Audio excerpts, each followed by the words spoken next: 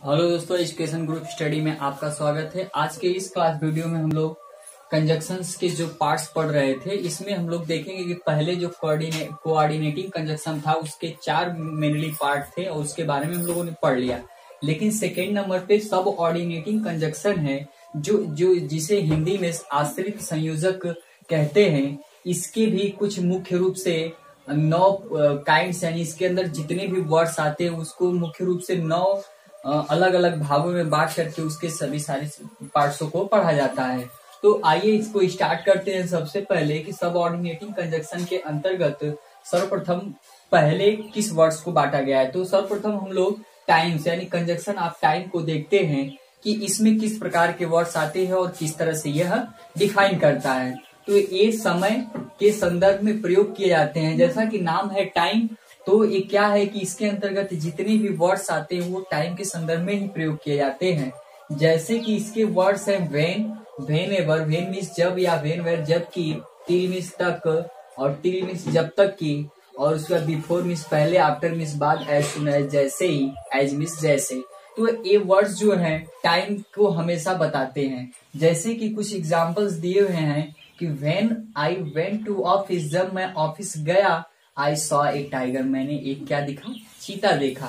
तो when means जब, यानी कि ये टाइम बता रहा है जब, यानी कि जिस समय, इसको ऐसे भी कह सकते हैं कि जिस समय आई वेंट टू ऑफिस, मैं ऑफिस गया, आई सॉ ए टाइगर, मैंने एक टाइगर या एक चीते को देखा। तो इस तरह से टिल होता है तक, और अनटिल इस तरह से बिफोर और आफ्टर का प्रयोग करते हुए इसमें जितने भी वर्ड्स हैं वह कंजक्शन ऑफ टाइम के होते हैं। इन सभी वर्ड्सों के बारे में हम लोग यूज ऑफ कंजक्शंस वर्ड्स जो होते हैं उसको अगली वीडियो में, यानी कि आगे के कुछ वीडियो में हम लोग देखेंगे। लेकिन हालांकि यहाँ पे केवल इनके वर्ड्स और इनके डिफिनेशंस वगैरह एक आधे एग्जाम्पल्स के बारे में हम लोग देख रहे हैं, ठीक है।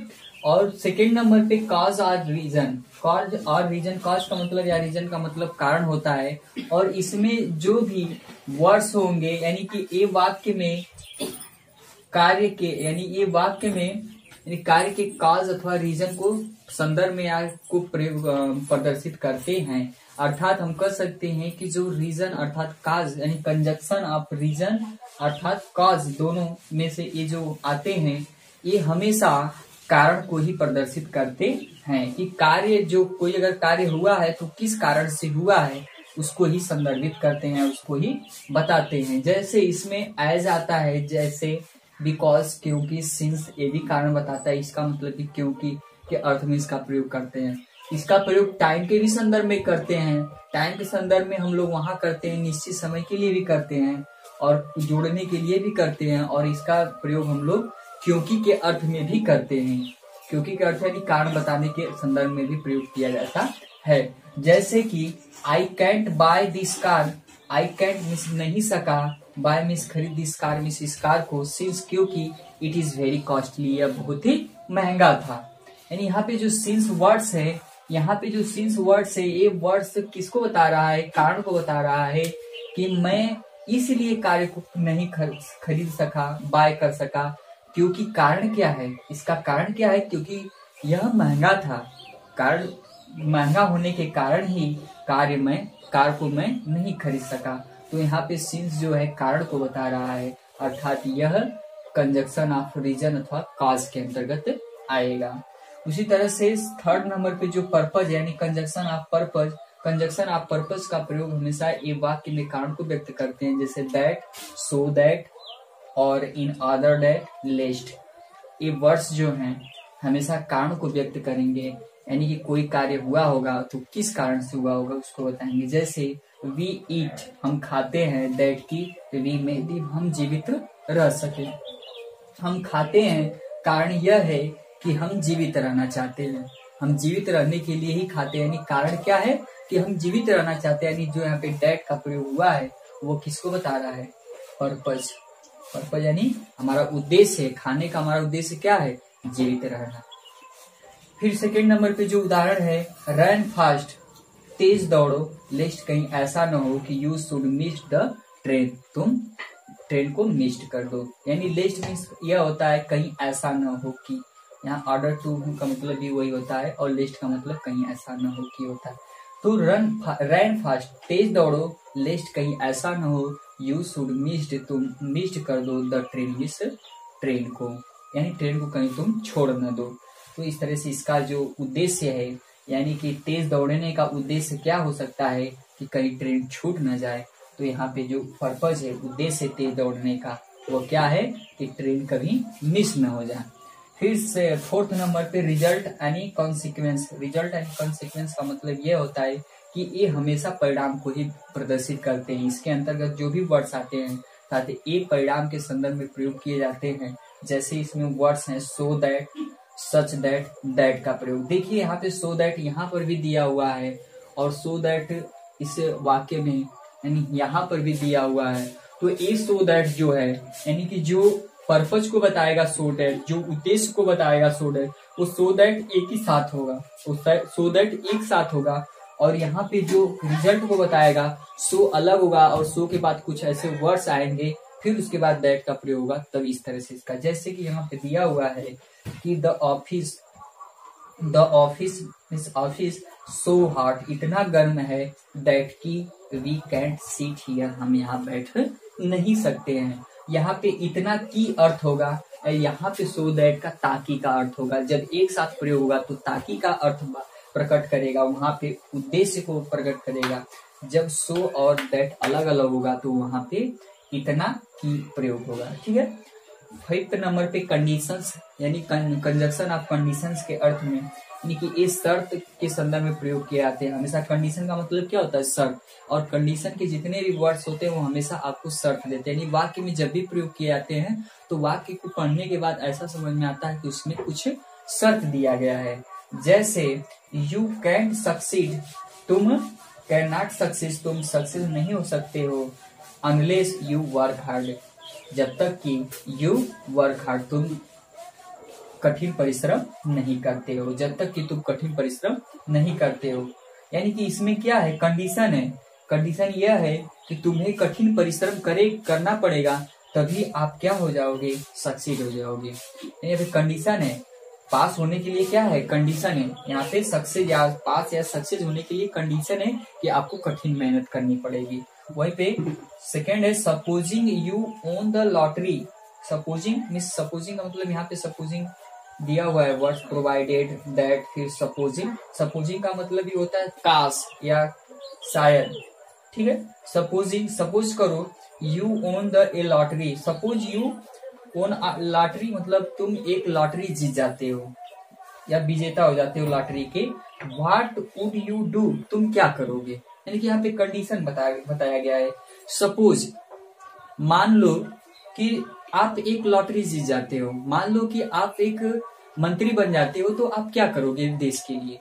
तो यहाँ पे क्या है, कंडीशन। यानी सपोजिंग का प्रयोग हमेशा किया जाता है कंडीशन बताने के लिए, और जैसा कि यहाँ पर दिया गया है। और इस तरह से आगे भी इसमें कुछ वीडियो है। 6 नंबर पे प्लेस है, यानी कि conjunction of place. Conjunction of place में ये क्या होता है कि यह स्थान सूचक संदर्भ या स्थान के संदर्भ में इन सबका प्रयोग किया जाता है। इसके अंतर्गत जितने भी वर्ड्स आते हैं, जैसे वेयर है, वेयर इवर है और वेदर है। ठीक है। तो वेयर है, तो जैसे वेयर का मतलब होता है कहाँ, यानी कि कहाँ का, यानी किस स्थान पर। और वेयर एवर मतलब जहाँ, कहाँ, जहाँ कहीं भी। तो जैसे अब वेयर का इस तरह से भी स्थान का है, जैसे कि यहाँ पे दिया हुआ है आई फाउंड माई पर्स।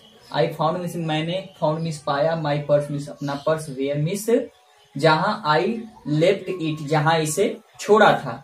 तो मतलब जिस स्थान पे मैंने, जिस स्थान पे अपने पर्स को छोड़ा था वहीं पे मैंने क्या किया कि पाया। तो जब भी स्थान की बात की जाए वहां पे वेयर जैसे वर्ड्स, जैसे वेयर एवर, वेयर जहाँ कहीं, तो इस तरह का वर्ड्स का प्रयोग किया जाता है। तो ये प्लेस यानी कंजक्शन ऑफ प्लेस के अंतर्गत आते हैं। नेक्स्ट नंबर पे 7 नंबर पे है कंपैरिजन यानी कंजक्शन ऑफ कंपैरिजन। कंपैरिजन का मतलब इसमें तुलनात्मक तरीके से व्यक्त किया जाता है। ये तुलना के संदर्भ में प्रयोग किए जाते हैं। इसमें जितने भी वर्ड्स हैं, जैसे एज, सो एज और देन। एज का प्रयोग जैसे जैसे मतलब दो लोगों के बीच में तुलना की बात की जाएगी। सो एज इतना जितना, फिर देन का मतलब अपेक्षाकृत। तो यहाँ पे तुलना की बात की, जैसे he is as strong as your brother. He मिस वह, इज मिस है, एज स्ट्रॉन्ग एज स्ट्रांग मतलब इतना मजबूत जितना कि योर ब्रदर मीन्स तुम्हारा भाई, यानी कि तुम्हारे भाई इतना ही स्ट्रांग ही मीन्स वह भी है, यानी कि दोनों को कंपेरिजन किया जा रहा है, जितना वो मजबूत है उतना वो भी मजबूत है। और दूसरा, he is not so strong as your brother, he is not so, वह इतना स्ट्रांग नहीं है जितना कि योर ब्रदर, यानी कि जो सो और एज का प्रयोग होता है हमेशा नेगेटिव सेंस में प्रयोग किया जाता है और एज का प्रयोग हमेशा पॉजिटिव सेंस में प्रयोग किया जाता है। तो यहाँ पे भी कंपेरिजन किया गया है कि वह इतना मजबूत नहीं है जितना कि तुम्हारे भाई, तो यहाँ पर भी ये कंपेरिजन किए जा रहे हैं दोनों दो लोगों में, यानी उसके और भाई में, उसके भाई में क्या किया जा रहा है, कंपेरिजन किया जा रहा है, तो यहाँ पे कंपेरिजन हो जाएगा। देन का भी अपेक्षाकृत, यानी कि मेरे अपेक्षाकृत you are very very poor, तो या उसके अपेक्षाकृत वह पुअर, तो वहां पे देन का प्रयोग किया जाएगा। फिर नेक्स्ट है कंसेशन। कंसेशन का मतलब छूट या रियायत होता है, तो इसका रियायत के संदर्भ में प्रयोग किया जाता है। इसके अंतर्गत जो भी वर्ड्स आते हैं जैसे दो है, आल दो है, एट है, हाउ एवर है, फिर नॉट विथ स्टैंडिंग है, तो आल दो हाउ मतलब इसका मतलब ये होता है यद्यपि, फिर भी, हाउ जबकि, जबकि या तबकि, ये वर्ड्स हैं इनका प्रयोग किया जाता है। और देखिए इसमें छूट की बात की जाएगी, जैसे C is poor at C is trustworthy, C is poor वह गरीब है, फिर भी सी इज ट्रस्टवर्दी वह क्या है कि विश्वास के पात्र है। सी इज पुअर यानी कि गरीब होने के बावजूद भी उसमें क्या है, एक सत्यनिष्ठा उसमें है, वह विश्वास के पात्र है। तो इस तरह से इसमें क्या है, छूट की बात की जा रही है, वह गरीब भी है और उसमें क्या, उसके अंदर एक क्वालिटी है, वो विश्वास के पात्र है। जैसे आल्दो यद्यपि, ही इज इंटेलिजेंट यद्यपि, ही इज इंटेलिजेंस वह बुद्धिमान है, ही इज सिंपल वह एक सरल स्वभाव की भी, वह एक सरल स्वभाव का भी है। तो यहाँ पे छूट दी जा रही है कि यानी कि उसके इंटेलिजेंट के साथ साथ वह सिंपल भी है, रियायत की बात की जा रही है, तो वहां पे कंसेशन यानी कि। नेक्स्ट कंजक्शन ऑफ मैनर है। कंजक्शन ऑफ मैनर के अंतर्गत क्या होता है कि ये किसी भी कार्य के कार्यविधि अथवा उसके ढंग को कि किस प्रकार वो किया जाता है उसको स्पष्ट करते हैं। इसमें जैसे एज है, जैसे एज दो का मतलब हो जाएगा मानो, फिर उसके बाद सो फार एज, फिर एज इफ, फिर सो एज, यानी कि इन सारे वर्ड्स का प्रयोग किया जाता है। ठीक है, जैसे he spoke as if he was drunk, he spoke वह बोला मानो ही वाज ड्रंक वह पिया हुआ था, यानी कि ड्रिंक किया था। एज इफ का मतलब क्या होता है, और इन दोनों का मतलब होता है मानो, क्या होता है, मानो, यानी कि जैसा ही स्पोक वह बोला जैसा कि, या मानो कि ही ड्रंक वह पिया हुआ था, यानी कि उसके बोलने के आधार पर ऐसा लग रहा था कि उसने पी रखी थी। तो ऐसा क्या, इसमें एक ढंग बताया जा रहा है कि वो उसके बोलने का जो ढंग था, उसके जो बोलने का तरीका था, उसके बोलने की जो विधि थी, उससे यह स्पष्ट हो रहा था कि उसने पी रखा था। ठीक है, फिर she was speaking truth, she was she मिस वह, वाज मिस थी, स्पीकिंग मिस बोल रही, ट्रूथ मिस सच्चा मतलब सत्य, वह सत्य बोल रही थी। सो फार जितना कि या जैसा कि आई कुड जज, या जिसके आधार पर मैंने क्या किया, जज किया, यानी कि निर्णय लिया, या जज किया का मतलब निर्णय लिया। ठीक है, तो यानी उसके बोलने के आधार पर, उसके बोलने का जो तरीका था उसके आधार पर मैंने निर्णय किया।